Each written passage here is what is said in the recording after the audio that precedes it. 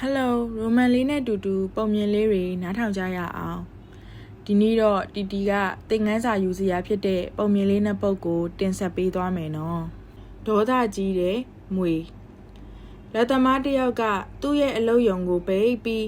အိမ်ပြန်သွားတဲ့အခါမှာအစိတ်ပြင်းတဲ့မွေတစ်ကောင်ကအစာရှာဖွေးရင်လက်သမားရဲ့အလုပ်ရုံနဲ့ရောက်လာပါတယ်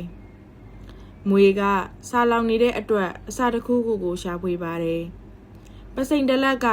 မွေပေါ်ကိုပြုတ်ကျလာတဲ့အခါမွေကိုထိခိုက်သွားပါတယ်ဒေါသကြီးတဲ့မွေကတန်ပစိန်ကိုဒေါသတကြီးကိုက်ပေါက်လိုက်ပါလေတယ်တန်ပစိန်မို့ပစိန်ကဘာမှမဖြစ်ပဲမွေရဲ့အဆွဲတွေကျိုးပြီးသွေးတွေထွက်လာပြီးတော့မွေဟာနာကျင်သွားရပါလေတယ်ဒေါသတကြီးပြန်ပြီးတုံ့ပြန်ရင်းနဲ့မွေကထိုနေရာမှာသွေးအိုင်ထဲတွင်ပဲတေဆုံးသွားပါတယ်နောက်တစ်နေ့မနက်မှာတော့လက်သမားကအလုတ်ခန်းတကာဖွင့်လိုက်တဲ့အခါမှာတန်ပစိန်နားမှာသွေးတွေပေးပွားပြီးတေဆုံးသွားတဲ့မွေကိုတွေးလိုက်ရပါတော့တယ်တကယ်တော့မွေကိုဘယ်သူမှမတတ်ပေမဲ့မွေရဲ့မဆူဆမစိန်ရင်းပဲဒေါသကြီးတုံ့ပြန်မှုတွေကမွေကိုတတ်သွားပါတယ်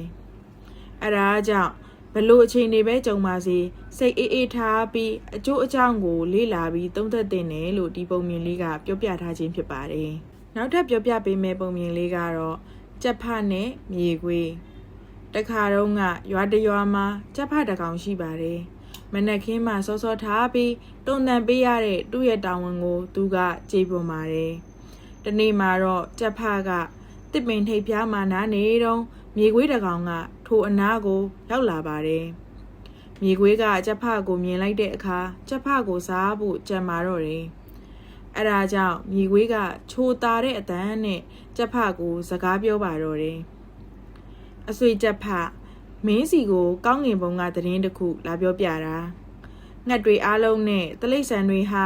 မိတ်ဆွေတွေဖြစ်ပြီးငြိမ်းချမ်းစွာအထူနေထိုင်ကြရမယ်တဲ့လို့မြေခွေးကပြောလိုက်ပါတယ်ထိုအခါကြက်ဖကပြန်မေးပါတယ်အဲ့ဒါတကယ်ပဲလားဟုတ်တာပေါ့တကယ်ပြောတာပါအဲ့ဒါ